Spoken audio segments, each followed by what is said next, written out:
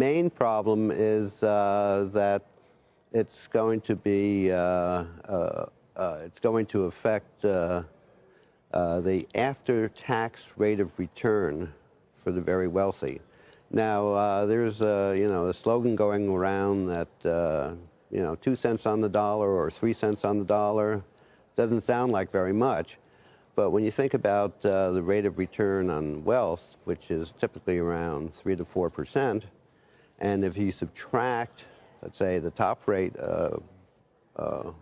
Warren is proposing of 3%, you're down to almost zero. Well, and she's since doubled that to 6%. So her top rate is 6%. Effectively destroys any incentive to invest. Is that really what it? Exactly. Exactly. Why would you put capital to work if the return on capital is gone? Yeah. Well, if it goes up to 6%, it's going to be a negative. It could be a negative territory. So not only that, I think it's going to induce big capital flight out of this country. I mean, who's going to sit around and see their wealth earning nothing or even in negative territory? These people are going to move their money to other countries. Sure. Is it simply a rate issue? So I know you've talked about when you first proposed this back in the early 1990s, your rates, I think, started at 0.05%, and the top rate was 0.3%. Switzerland, which now has probably the only successful wealth tax in the world, which I know you've held up as a model, I think their rate is, 0.3%. Why do you think a lower rate seems to work, and what do you think the rate should be if we had one in the U.S.? Well, I'm pretty much still in favor of the Swiss tax. 0.3% would lower the after-tax rate of return at the top by less than 10%. So that, not 10 percentage points, just 10% of the total return. Yeah. It's like it would lower it by about 0.2 percentage points, which is less than most loading fees are on mutual funds. And it's low enough then that people wouldn't create all these avoidance schemes around it, right, as well. It's why you actually get some revenue from a wealth tax when it's that low. Exactly. People aren't going to, ship their money to, around the world. The Channel Islands or something. Yeah. But why, what is the advantage of a wealth tax per se versus taxing income? What does a wealth tax, apart from raising money, do that an income tax can't or doesn't? I think the general principle of taxation should be on the ability to pay.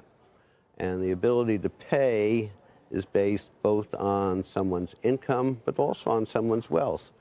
So a wealth tax will at least capture a wealth tax in conjunction with an income tax would much better reflect this ability to pay, and it would also capture. There are wealthy individuals who have quite low income. Think of hedge fund managers. There are Warren CEOs who get paid $1 a year or nothing. Exactly, and so it would. Which is not to say they don't have income from dividends and so forth. But. Yeah, but it would pick up those people, and those people should be paying taxes. They're escaping now. They're escaping the income tax now, and wealth tax would at least capture this group of people. Under the Swiss-style wealth tax, though, you're also asking people of lower income. We're not just going after the ultra-wealthy. It'd be also people who had income of $200,000 a year. What sort of? I mean, that doesn't feel like it would go over too well amongst the masses here in the United States. Well, it's true. The Swiss tax. One disadvantage is that it will affect about a third of the population. But having said that, only about less than 10% of the population would pay more than 10% in additional taxes. So it's a very low rate up until a few $1 million.